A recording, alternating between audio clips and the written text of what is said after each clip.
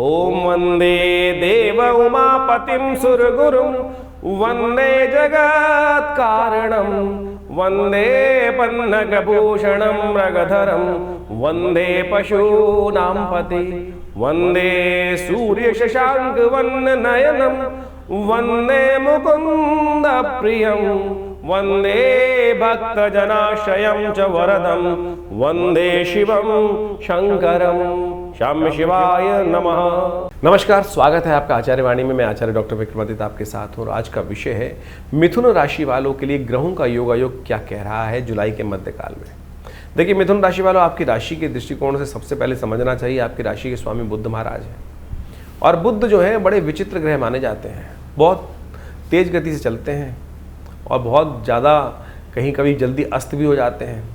ये बुद्धि के देवता हैं, बुद्धि के स्वामी हैं और बुद्धि कुमार माने जाते हैं। मिथुन राशि वाले विशेष तौर पर बड़े विचित्र प्राणी माने जाते हैं, बड़े सरल कोमल हृदय व्यक्ति होते हैं और ऐसे में ये विशेष तौर पर ग्रहों का योगायोग इस वक्त आपकी राशि के दृष्टिकोण में बड़े परिवर्तन का बन रहा है। आपकी राशि के दृष्टिकोण से आपको समझना चाहिए बुध वक्री, शनि वक्री, आपके सफलता को देने वाला जो ग्रह इस वक्त जो बैठा हुआ है कहीं ना कहीं अंकुश उत्पन्न कर रहा है, वो विशेष तौर पर शनि महाराज वक्री स्थिति में चले जाएंगे। 4 महीने तक वक्र रहने वाले हैं। ये सम्मान और साथ साथ सफलता देने के जो ग्रहों का योगायोग बनता दिखाई दे रहा था, उसमें कहीं ना कहीं ये अंकुश लगा सकते हैं ये दोनों ग्रहों की वक्र स्थिति। ऐसे में आपको समझना पड़ेगा कौन सा ग्रह आपके अनुकूल है, कौन सा ग्रह आपके अनुकूल नहीं है, किस रास्ते पर चलकर आपको लाभ प्राप्त हो सकता है, किस रास्ते पर चलकर आपके बने बनाए काम पर लात पड़ सकती है। यही ग्रहों का जो समझ आ जाती है, रास्ते की मार्ग की समझ जिसको आ जाती है, वो अपने बारे न्यारे कर लेते हैं और जिनको नहीं समझ में आती है वो इधर उधर डोलते ही रहते हैं। तो डोलिए मत मिथुन राशि वालों। विशेष तौर पर आपकी राशि दुस्वाभाविक है, कई बार आपको डोलने के योग बना देती है। तो ऐसे में समझें कि क्या कुछ ग्रहों का योग आपके लिए रहने वाला है। सबसे पहले बात कर लेते हैं द्वितीय पंचांग के दृष्टिकोण से। तो देखिए, हम आरंभ कर रहे हैं जुलाई के मध्यकाल की बात कर रहे हैं। तो 11 जुलाई शुक्रवार का अवसर, प्रतिपदा तिथि, सावन का मास इस दिन से आरंभ हो रहा है, सावन का महीना। और सावन का महीना भोलेनाथ का महीना होता है, प्रतिपदा से आरंभ होगा महीना और खासतौर पर बड़ा शुभ योग बनाएगा आपकी राशि के दृष्टिकोण से। ग्रहों की गणनाओं को देखते हुए कार्य करें तो ये समय सुबह आपके लिए बड़ी अच्छी दिखाई दे रही है। नई हिम्मत को बहुत बढ़िया से सजो के रखा हुआ आपने और पूरी शिद्दत के साथ आप काम करने के योग बनाएंगे, हिम्मत के साथ काम करने के योग बनाएंगे। लेकिन ध्यान रखें, बहुत जल्दी उसकी हवा निकलने वाली है। सब कुछ कहीं ना कहीं छोटी सी बात मन को आघात कर सकती है और सोच सकते हैं किस लिए किया, क्यों किया। ये इमोशनल जो टॉर्चर है ये आपके साथ होने का योग दिखाई देता है।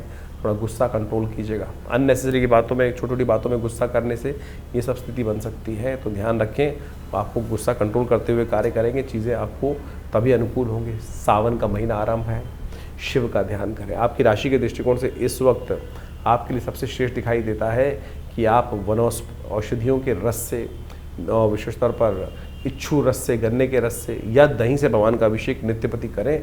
आपकी चीज़ों को अनुकूल करने का रास्ता आपको प्राप्त होगा। इस दिन कावड़ यात्रा का मुहूर्त बन रहा है आरंभ करने का। कावड़ धारण करके भगवान शिव के प्रति अपनी जो है श्रद्धा भाव से भगवान के प्रति भक्ति को दिखाने का प्रतीक या भक्ति करने का समय है। करेंगे तो आपके लिए बड़ा अच्छा रहेगा। 12 तारीख शनिवार आ गया है, शनिवार ध्यान करने। ये शनिवार बहुत विशेष है, सावन का शनिवार है और आपकी राशि के दृष्टिकोण से षडाष्टक योग जो शनि महाराज ने मंगल के साथ बना रखा है, मंगल की पूर्ण दृष्टि शनि पर पड़ रही है और साथ साथ शनि महाराज अभी वक्री भी होने वाले हैं। पहले से शनि को बनाना पड़ेगा आपको, नहीं तो बने बनाए काम, बनी बनाई प्रमोशन, बने बनाए सम्मान को कहीं ना कहीं वो नेगेटिव कर सकते हैं। हुआ क्या रहा है कि शनि बहुत तेज गति से आगे चल रहे थे, 7 अंश के आसपास आ चुके हैं। अब वो वक्री होने जा रहे हैं, यानी फिर 0 हो जाएंगे। जिस अंश पे पहुँचे, जितने आगे बढ़े हैं उतनी वक्र गति, उल्टी गति को प्राप्त करने वाले हैं। सफलता की जगह कहीं ना कहीं चीज़ों को डिले करने की तरफ जा रहे हैं। तो शनि को मनाना पड़ेगा आपको। पूरे सावन एक काम करें, आपकी राशि के दृष्टिकोण सबसे श्रेष्ठ रहेगा कि आप विशेष तौर पर जल के अंदर थोड़ा सा या दही के अंदर थोड़ा तिल मिलाकर भगवान का इससे नित्य प्रति अभिषेक करने का प्रयास करें। यह आपके लिए बड़ा श्रेष्ठ उपाय है। इसको करेंगे तो आपके शनि महाराज अनुकूल रहेंगे। शनि को मनाना बड़ा आसान भी है। या सरसों के तेल से या तिल के तेल से भगवान का अभिषेक करने का प्रयास करें तो आपके शत्रुओं पर भी विजय प्राप्त करने के योग बनेंगे और शनि महाराज आपके अनुकूलता को देने के योग बनाएंगे। ऐसे में ध्यान रखने का खास तौर पर ज़रूरत है कि नित्य प्रति ये उपाय करने की ज़रूरत है। 30 दिन है, खास तौर पर ये उपाय कर लेंगे तो पूरा 4 महीने का जो नेगेटिव प्रभाव है शनि का वो आपके अनुकूलता में परिवर्तित हो जाएगा। 13 तारीख रविवार का अवसर, तृतीया तिथि विद्यमान है और ग्रह नक्षत्रों का चाल समझें तो परिवर्तन करते करते ग्रहों का योगायोग आपकी राशि के दृष्टिकोण से दिन थोड़ा हल्का दिखाई देता है, थोड़ा सा कहीं ना कहीं इधर उधर डोलना पड़ता दिखाई दे रहा है। उसके बाद शाम आते आते कहीं ना कहीं नई उम्मीद बहुत बढ़िया तरीके से जागने के योग बनते दिखाई देंगे। तो थोड़ा शाम का इंतज़ार कर लीजिए, गौरी का व्रत करें। इस दिन रविवार का अवसर है। कहा जाता है कि तृतीया के दिन गौरी गणेश का व्रत कर कर जो दिन आरंभ करता है, श्रृंगार की सामग्री भगवती को अर्पित करता है। और जो स्वर्णिम, इस एक विशेष उपाय शास्त्र में वर्णित है कि स्वर्णिम गौरी का निर्माण कर कर उनका पूजन जो पूरे महीने भर करेंगे, भगवती उनके समस्त मनोरथ सिद्ध करने की योग दे देंगी। तो जैसे ये बहुत विशेष मुहूर्त है, इस दिन खासतौर पे कर लेने से कल्याणकारी योग बन जाता है। पूरे के पूरे ये व्रत को करके भगवान का आशीर्वाद प्राप्त किया जा सकता है। इस दिन भद्रा है, कावड़ उठाने का मुहूर्त भी है, ध्यान रखिएगा। कावड़ यात्रा आरंभ करनी हो तो दोपहर को 1 बजे से पहले पहले करने का प्रयास करें। रविवार का अवसर है। हमने आश्रम पर रुद्र महायज्ञ रखा है सावन के महीने पर। यदि आप उसमें भाग लेंगे तो भगवान शिव की कृपा से बड़ा सुंदर योग बनेगा आपके लिए। गजकेसरी योग का निर्माण भी होने जा रहा है, शाम के समय से बहुत शुभ रहेगा आपके लिए। 14 तारीख सोमवार का अवसर, चतुर्थी तिथि विद्यमान है। पहला सोमवार है सावन का और कहा जाता है कि पहला सोमवार यदि भगवान का अभिषेक सुंदर रूप से दूध से करा जाए तो संपूर्ण मनोरथों को सिद्ध करने वाला होता है। इस दिन गौरी गणेश संपूर्ण शिव परिवार का एक साथ अभिषेक करना आपके लिए बड़ा शुभ योग बनाएगा। हमने विवेकानंद योगाश्रम में, जैसा हमने कहा, 30 दिन तक पूरा रुद्राभिषेक का कार्यक्रम रखा है। सोमवार को विशेष कार्यक्रम रहेगा। संपूर्ण प्रकार से भगवान का अभिषेक पूर्ण कर कर आप शाम के समय नित्यपति 6 बजे से आरंभ होकर करीब करीब 8 साढ़े 8 बजे तक ये कार्यक्रम चलेगा। आप श्रद्धा भाव से भगवान का समर्पित करके ये कार्य करें, बड़ा कल्याणकारी योग बनने वाला है। प्रभाव क्या है आपकी राशि के दृष्टिकोण से?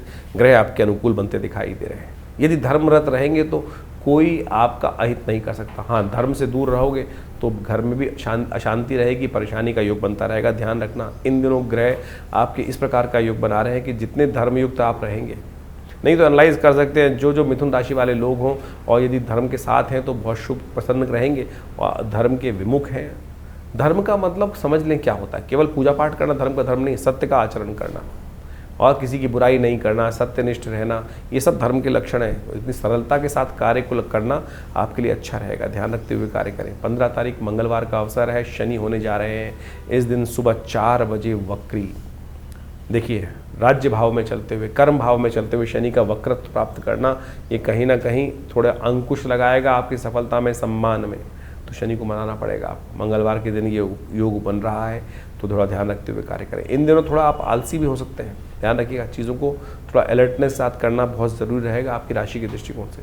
शनि का प्रभाव क्या है, कैसे है, इसके ऊपर पूरे अनेक उपाय हम आपको बताएंगे अभी पूरी तरह से, एक अलग से वीडियो बनाकर। लेकिन इस दिन से खासतौर पर ध्यान रखने, सावन का महीना चल रहा है, कोशिश ये करें भगवान का अभिषेक नित्य प्रति जल में, खासतौर पर या दही में, आपकी राशि के दृष्टिकोण से हम बता रहे हैं, तिल डालकर भगवान का अभिषेक नित्य प्रति करना शुरू कर दीजिए। ये सावन यदि आपने ये कर लिया तो बहुत प्रकार से आपको लाभ प्राप्त होगा। हिंग लगेगा, फिटकरी रंग चोखा होगा, शनि का नेगेटिव प्रभाव कम होगा।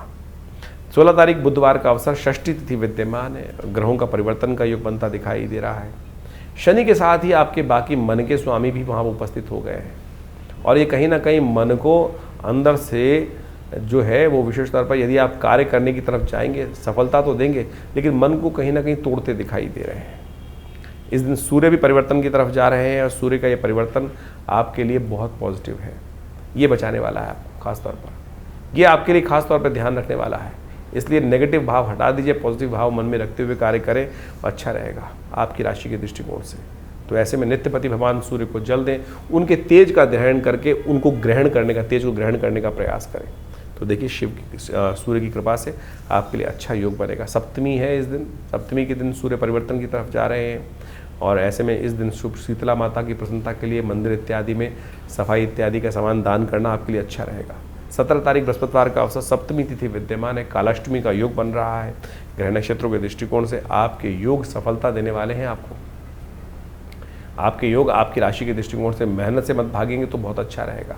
इन दिनों हो सकता है थोड़ी वजन की समस्याएं आपको परेशान करें, थोड़े आप आलसी प्रवृत्ति ज़्यादा हो सकते हैं, मूवमेंट थोड़ी कम रहेगी। ग्रह नक्षत्र बना रहे हैं, थोड़ा सा मेहनत ज़्यादा करने का प्रयास कीजिएगा, नहीं तो कहीं ना कहीं थोड़ा सा असफलता, विशेष तौर पर स्वास्थ्य संबंधी समस्याएं परेशान करने की योग दे सकती है।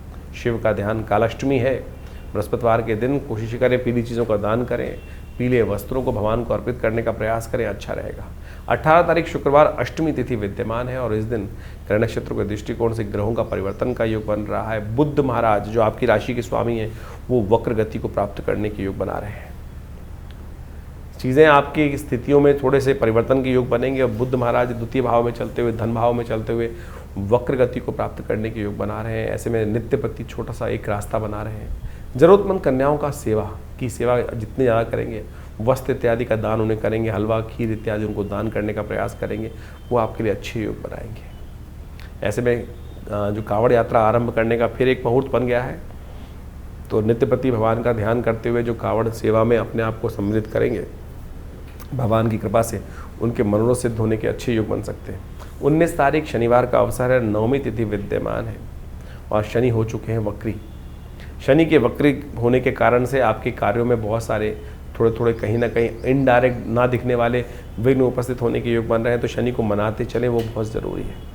शनि को मनाने के लिए सबसे श्रेष्ठ कार्य ये है कि किसी गरीब व्यक्ति को थोड़ा तेल इत्यादि का दान कर दें, या हो सकता है हनुमान चालीसा का तो पाठ करें, तो वो बहुत अच्छा रहेगा।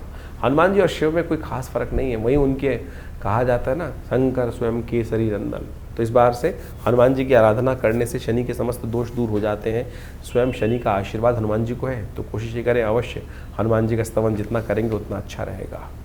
20 तारीख रविवार का अवसर और उस दिन दशमी तिथि है। इस दिन ग्रहों का योग परिवर्तन की तरफ जा रहा है और ऐसे में थोड़ा ध्यान रखने की ज़रूरत है। थोड़े से आपके लिए अननेसेसरी खर्चे बढ़ते दिखाई दे रहे हैं, चाहे वो फैशन में हो, चाहे वो ज़िंदगी की ऐसी चीज़ों में हो कि जो सांसारिक सुख प्राप्त करने के लिए थोड़े सा अधिक आपको जो है दिखावे में ज़्यादा धन खर्च करने के योग बन सकते हैं, या लोग ऐसे हो सकते हैं जो आपके अननेसेसरी के बेकार के कामों में थोड़ा धन खर्च अधिक करा दें। तो ऐसे लोगों से दूर रहेंगे तो अच्छा रहेगा। तो इस प्रकार से सावन के आरंभ काल में ग्रहों की गणना आपके समक्ष हमने रखी।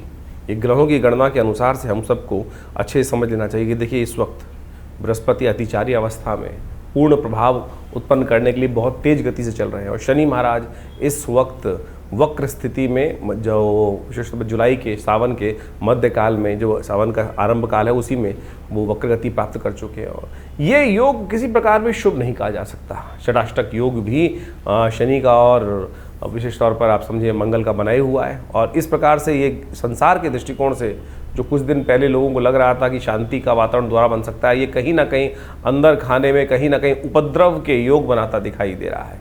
कहीं ना कहीं आने वाले समय में कुछ ना कुछ अशांति का वातावरण भयावह स्थिति में बनता दिखाई देगा। कुछ ना कुछ उपद्रव कहीं ना कहीं उत्पन्न होने के योग अच्छे खासी बनते दिखाई देंगे। इसके बाद शनि मंगल का टकराव भी आरंभ हुआ चाहता है।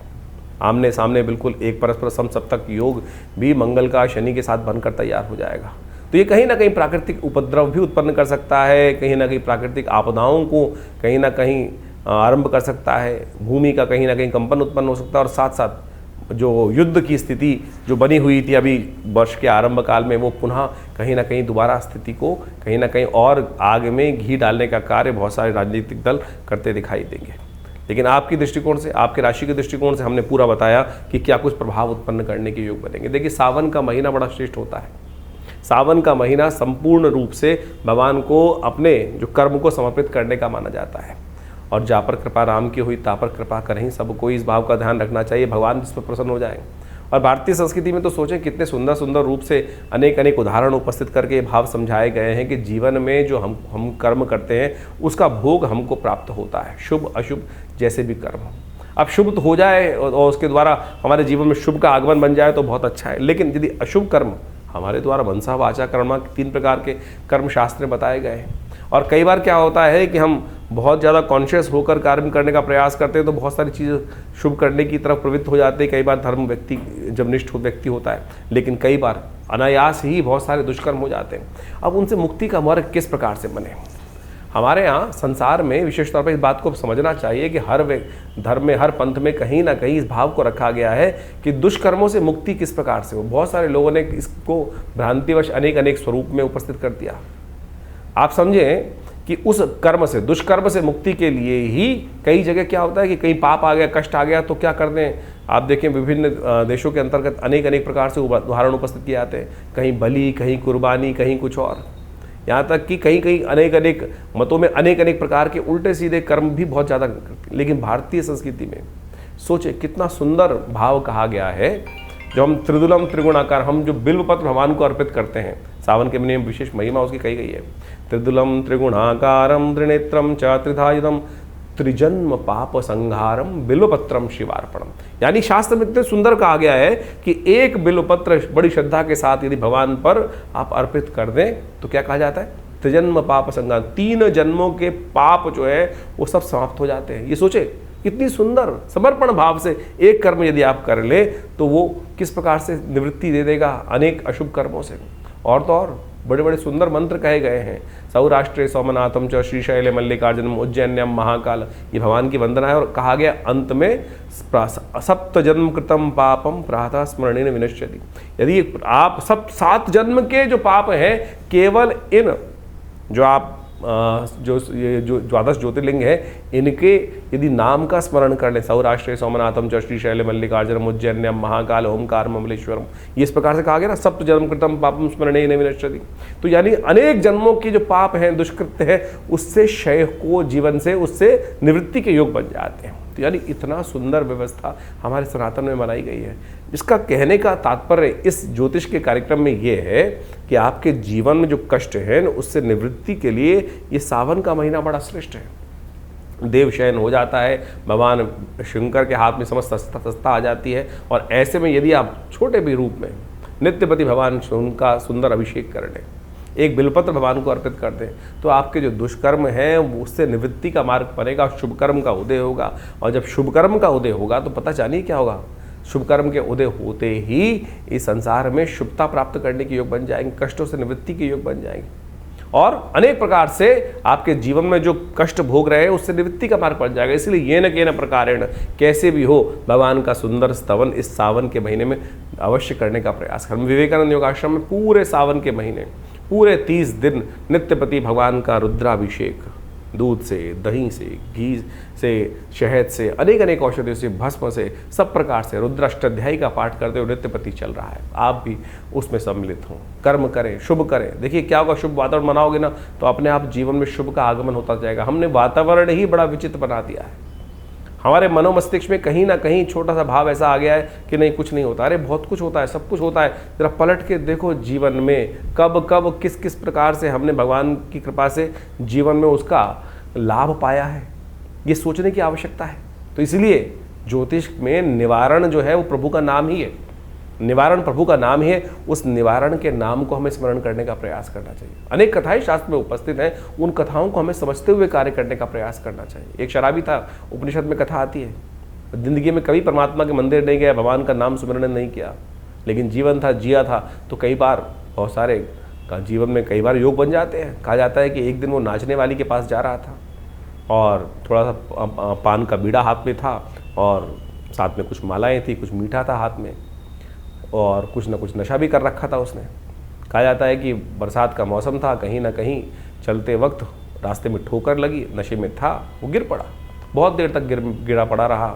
सुबह सुबह रात शाम से भोर होने की वेला आई, मंदिर में सामने जब उठा कुछ आवाज़ हुई तो सामने मंदिर था और सामने मंदिर में देखा तो शिवालय दिखाई दिया, भगवान शिव का शिवालय था वो।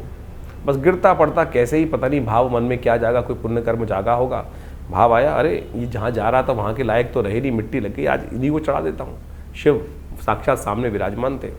गया और उस शिवलिंग पर वही पान का बीड़ा, मिट्टी लगा हुआ, मिट्टी लगी हुई माला भगवान को अर्पित कर दी और मंत्र जो टूटा फूटा याद था, कहीं सुन रखा था, ओम नमः शिवाय, और वही सुनते हुए वहीं भगवान पर अर्पित कर दिया वो सब सामग्री, उस मंत्र का उच्चारण करते हुए।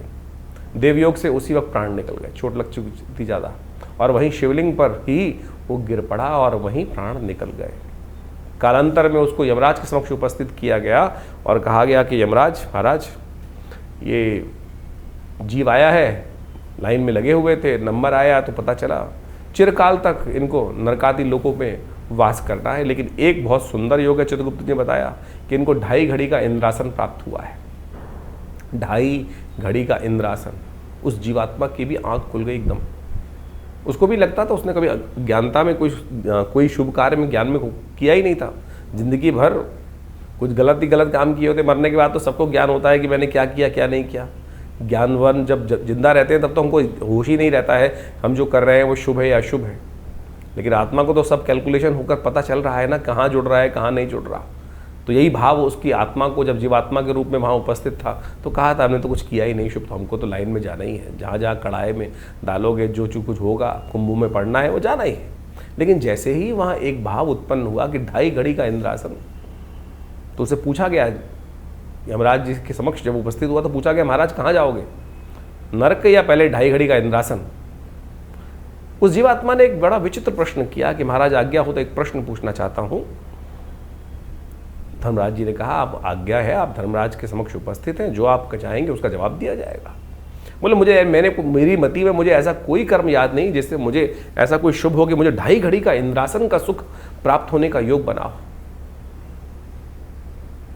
तो धर्मराज ने कहा कि चित्रगुप्त जी बताएं इनको कौन सा कर्म इन्होंने ऐसा किया। तो कहा महाराज इन्होंने एक मरते वक्त अंतिम में सांस लेते हुए भगवान पर इस प्रकार से इस अवस्था में मनसा वाचा कर्मणा तीनों रूप में इस संसार से निवृत्त होकर भगवान के श्री चरण में समर्पित होते हुए प्राण को त्यागे और इस भाव से उन्होंने सब कुछ अपना संपूर्ण भगवान को समर्पण कर दिया। तो बताया गया भाई ये कर्म का आपने किया, इसी कारण से इस छोटे से कर्म के कारण से आपको 2.5 घड़ी का इंद्रासन प्राप्त हुआ है। जीवात्मा में सुना और फिर पूछा भाई यमराज ने, हाँ भाई कहाँ जाओगे बताओ। तो उन्होंने कहा महाराज मुझे इंद्रासन पहले चाहिए और इंद्रासन के बाद फिर 2.5 घड़ी के भोगने के बाद कहा जाता है कि धर्मराज की आज्ञा से उनको उपस्थित किया गया इंद्र के समक्ष कि महाराज इंद्र राजा देवराज इंद्र के समक्ष कि महाराज इनको धर्मराज की आज्ञा से 2.5 घड़ी का इंद्रासन प्राप्त हुआ है। और सत्य माने इंद्र वहाँ से उतरे जो उस वक्त स्थित पे थे। ये शास्त्रोक्त कथा है, उपनिषद में आई हुई कथा है, ये किसी की बनाई हुई कथा नहीं है। मेरी और आपकी मतियों को ठीक करने के लिए जो हमारे संसार में विशेष तौर पर मति अलग अलग प्रकार से हो जाती है, उन भ्रमों को ठीक करने के लिए संसार में हमारे ऋषियों के द्वारा एक कथा उपस्थित की गई है उपनिषदों के अंतर्गत। जब वो वहाँ उपस्थित हुआ 2.5 घड़ी का इंद्रासन के लिए उसका अभिषेक हुआ, संकल्प लिया गया और पूरी तरह से राज्याभिषेक जिस प्रकार से होना चाहिए उस प्रकार से उनको वहाँ पूरी तरह से विधि विधान का पालन करते हुए समस्त संस्कारों को करते हुए उनको 2.5 घड़ी का इंद्रासन के लिए, और जैसे ही वो इंद्र पद पर आसीन हुए वहीं नित्य गंधर्वों का अप्सराओं का आरंभ हुआ चाहता था। उन्होंने सब रोक दिया, बोले मैं इंद्र हूँ, रुको सब, ये कुछ नहीं होगा। और बोला जल लाओ।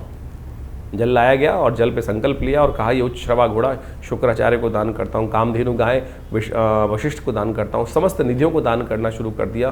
संसार जो भी स्वर्ग की उस इंद्र के साम्राज्य में जो जो निधियाँ थी संपूर्ण दान कर दी और अंत में सिंहासन से उठकर नीचे आया और कहा मैं इस वक्त इंद्र, ये मेरा गोत्र, मैं आज इस समय समस्त त्रिलोकी का ये साम्राज्य जो है, स्वर्ग जो है, ये भगवान शंकर के श्री चरणों में अर्पित करता। और बोला चलो अब कहाँ लेके चलते हो, जहाँ नरक आदि लोग चल रहे हैं चलो।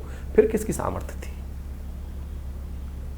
तो आपके जो मन से मनेव बंधन कारण मोक्ष शास्त्र कहता है, तो समझो, इस विधि को समझो। तो इसलिए ये न कि न प्रकारेण किसी भी प्रकार से अपने वातावरण को, वो कब आएगी वो वेला जैसे हम श्रद्धा के साथ विश्वास के साथ परमात्मा का स्मरण कर पाए। तो इसलिए ये जो सावन का महीना है ना, लोक के साथ साथ परलोक को भी सुधारता है। तो इसलिए सुंदर रूप से हम इस भाव को समझें और सावन के महीने में यथाउचित भाव से भगवान शंकर का सुंदर स्तवन जितना हो सकता है वो करने का प्रयास करें। जीवन में कल्याण का मार्ग बड़ी मुश्किल से मिलता है, बड़ी सुंदर से ये वेला आई है। आनंद भाव से परमात्मा का स्मरण करें और जैसा हमने आपको कहा कि जहाँ भी आप हैं वहाँ पर बैठ के करें, करवाएँ किसी रूप में। यदि आप आश्रम पे आ सकते हैं दिल्ली में तो बहुत सुंदर रहेगा आपके लिए। ये नित्य प्रति शाम को एक कार्यक्रम हमने रखा है पूरे 1 महीने तक। सोमवार के दिन विशेष कार्यक्रम रहेंगे, प्रदोष के दिन विशेष कार्यक्रम रहेंगे। उस सबकी सूचना समय समय पर जो लोग आश्रम से जुड़े हुए हैं उनको उनके व्हाट्सएप के माध्यम से प्राप्त दे दी जाती है। और आपको भी यदि चाहिए तो आप इन नंबर्स पर अपने मैसेजेस को भेजकर वो समस्त सूचनाएं आश्रम से मांग सकते हैं और हमारी वेबसाइट पर विजिट कर सकते हैं। acharyavickramaditya.com ये वेबसाइट है और समस्त फ़ोन नंबर से समस्त जानकारी प्राप्त करने के बाद जुड़े इन समस्त अपने समस्त जो हमारे आश्रम में गतिविधि कार्यविधि की जाती हैं। ये अध्यात्म का सुंदर मार्ग है। नित्य प्रति आश्रम पे 8 घंटे करीब यज्ञ रहता है। माँ भगवती का सुंदर श्री विग्रह विराजमान है जो 500 साल पुराना दिव्य श्री विग्रह है। तो आप कोशिश करें ज्योतिष को केवल नग बेचने वाला कार्य ना करें।